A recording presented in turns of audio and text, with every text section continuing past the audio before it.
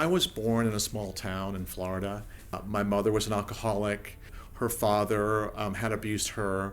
So she continued that cycle on by marrying my biological father, who was very abusive physically. When they divorced, she sunk lower and lower into alcoholism.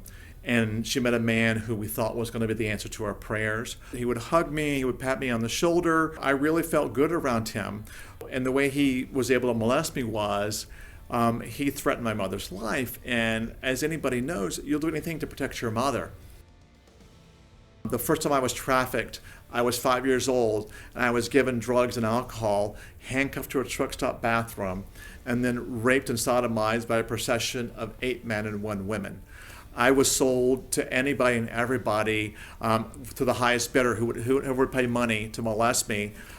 This would go on for 7 years, and I tried to tell a total of 10 people during that time period what was happening to me, but no one listened to me. My mother knew innately what was happening to me, but she chose to ignore it and to insulate herself from it by using alcohol. On her deathbed, I asked her about what happened to me, and she still denied it. But I could tell that she knew that I was being trafficked and abused.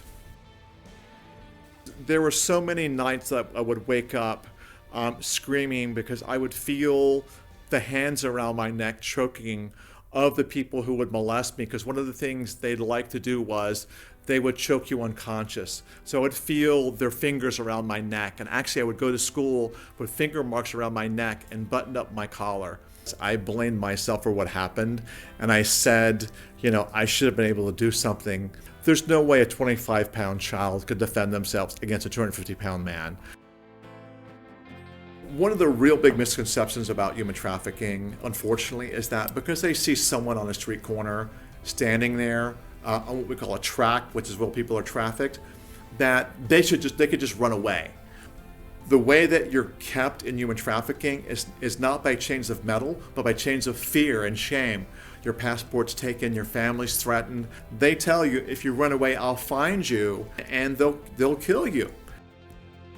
We have to dispel the myth that victims of human trafficking are all street people, homeless people, or criminals. No one's immune to human trafficking. And I like to say that what separates each of us from being a victim is 3 minutes. And everybody can be a victim, everybody can be a trafficker. And we've had doctors, lawyers, accountants, surgeons who have all been arrested for trafficking kids. So it's a matter of learning to recognize these individuals. Just like when we go walking in the woods, we know what the poisonous plants and animals look like.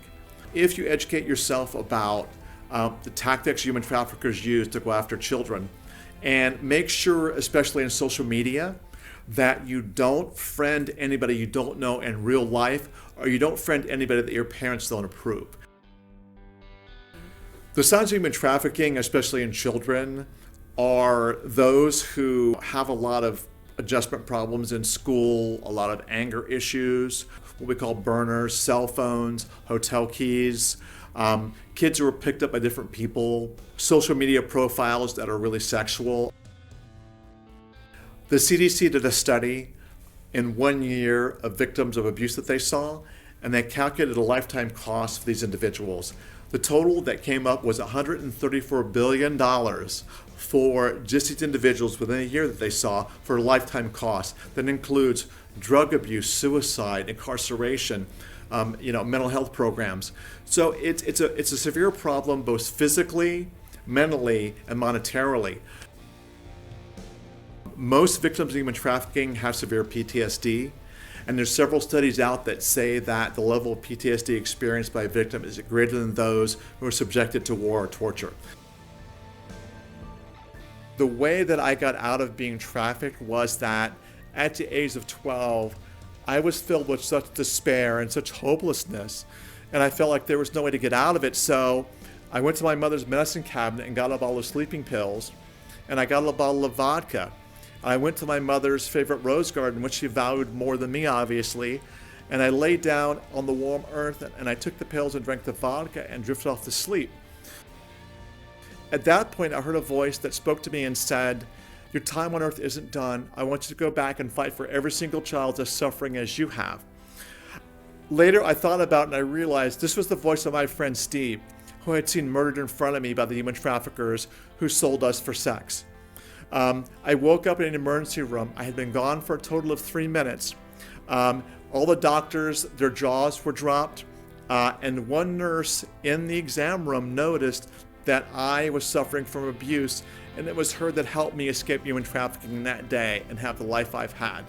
So since that day in the emergency room, I've been filled with an unbridled and inextinguishable hope that there's good in the world and we can win out over the darkness, over the bad in the world. We can defeat them working together.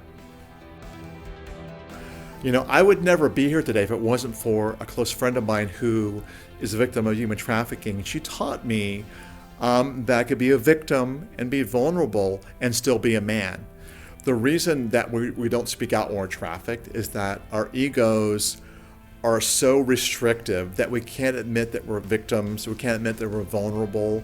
Unfortunately, as men, we have 4 times the suicide rate of the norm because we're so ill-equipped to talk about our emotions. And one of the big misperceptions about male victims of human trafficking is that we're gay. And that's not really true, because male victims of human trafficking are forced to see 40% women as their clients. So men are trafficked to both males and females. Statistically, there's been 4 studies done, both in the UK and the States, and men are trafficked at almost equal rates to women. The real key with victims of human trafficking is to get them to love themselves again, because all they've been taught to do is despise themselves because they feel like it's their fault they're being trafficked. With the help of therapy and with the healing force of my children, I no longer have those nightmares. The moment that we hold our children in our arms after they're born, our hearts just open up and you feel this love that permeates the very marrow of your bones, and you really understand what it is to love unconditionally. But also you learn to live with the fear you have for your children when you think about them being hurt or them being taken advantage of. So it's really taught me to rely on my courage, my faith, my inspiration, and to really know that if I just love my children and be the best father I can, I have no regrets. The lifespan of a trafficked child, according to the FBI, is only 7 years. I tell people, don't be a what if. And I try to live my life never saying what if. I go out and do it because I spent too much of my life trapped and with my freedom taken away. And so I value every second of freedom I have, the freedom to make a choice when I eat, when I sleep, who I have sex with. And so I just feel like every day is a gift, and I want to make sure that I unwrap that gift slowly and really enjoy every second of it, because I've seen it taken away from so many people who did not survive being trafficked. We can't let our anger drag us down and keep us from, pursuing our dream and our passion. So I channeled my anger into my passion, which is advocating for children. And it really gives me the strength that I need to get past some of the darkest days of my life.